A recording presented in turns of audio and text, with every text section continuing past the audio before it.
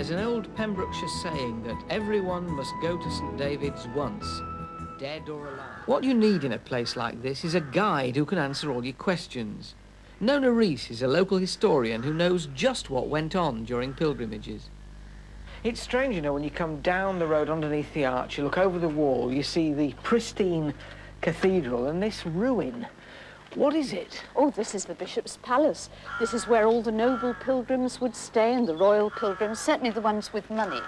That's not because well, I tend to think of pilgrims as being working class artisans, but posh people pilgrim as well. Oh, yes, pilgrimage stretched through all the ranks and layers of society, starting with the poorest to the wealthiest, and we've had kings and queens coming here as pilgrims. What sort of time scale are we talking about? I mean, when was what you might call the sort of the golden age of pilgrimages? Well, it was a slow build-up, but it would have peaked around about the 13th and the 14th centuries. If they're going on this huge journey to all these different places, obviously took quite a long time. Presumably they were fairly well equipped in terms of clothing. They were latter-day hikers. Not in today's terms. They would have worn a long grey gown. They'd have had a scrip, which would have contained just bare provisions, and a staff. And the men would have grown their beards, and they would have had a face that was pale but serious. Did they not have a laugh at all then on the route? It was a long and boring journey if they didn't. I think human nature being what human nature is, they certainly did. In fact, there was a complaint made that some of the ladies who set out as virgins didn't make it as virgins. Oh dear. Of course, there was presumably quite a lot of disease. Oh, yes. Disease was rife. Things like leprosy, all sorts of very nasty things were rife, and for which there were no cures quite often. And of course, if you were a pilgrim, chances are that you were probably a pilgrim to cure your ills. Does that mean an awful lot of them didn't make it? There was a high mortality rate. Well, you were coming on pilgrimage to cure your ills. You were coming hoping for a cure. You'd perhaps visit a holy well, you'd dip into a holy stream, and you'd be blessed at these holy wells, and then you'd go on to places like the cathedral to complete your cure. But of course, some didn't make it at all.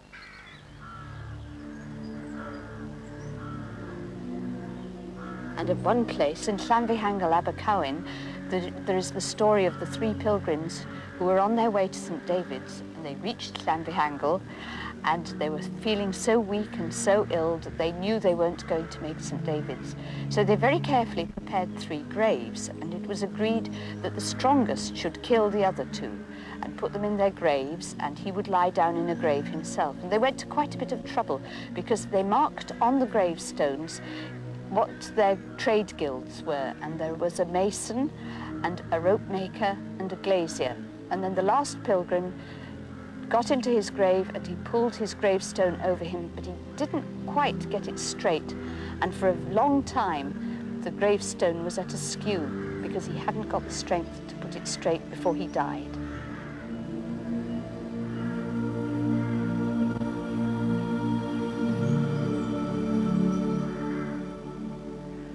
So when they got this far, they came in here.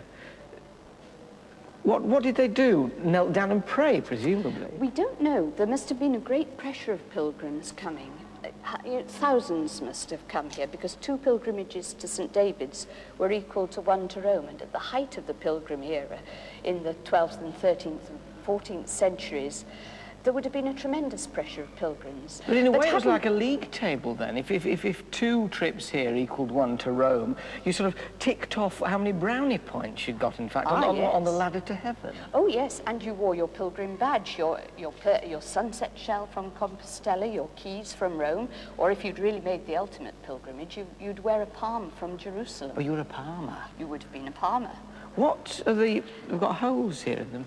In here, you would have had a receptacle for the offerings, and the offerings in St Davids Cathedral were such that every Sunday they were shared out by the dishful, being far too much to count, and they'd be shared out among the clergy.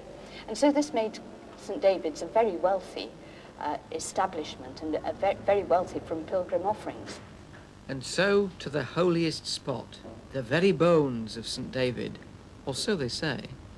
Alan, the bones of the Celtic saints. And we demand so much proof in the 20th century. You know, you can't prove that these are the bones of the saints, but centuries of pilgrims have believed that they are. And here we are, in this big casket here. So if we opened up that box, what would we see inside? You'd see fragments of bone. You'd see, first of all, an inner box called a reliquary, and within that there's a glass tube, and the bones are all set into mortar. What do you think was the real motivation behind pilgrimages? It was an inner search. You had to believe in what was happening inside you. It was a spiritual pilgrimage as well as a physical pilgrimage. And there was a saying that the Lord whom you seek, unless you take him with you, you will not find. And you're with like-minded people, and this makes a tremendous amount of difference.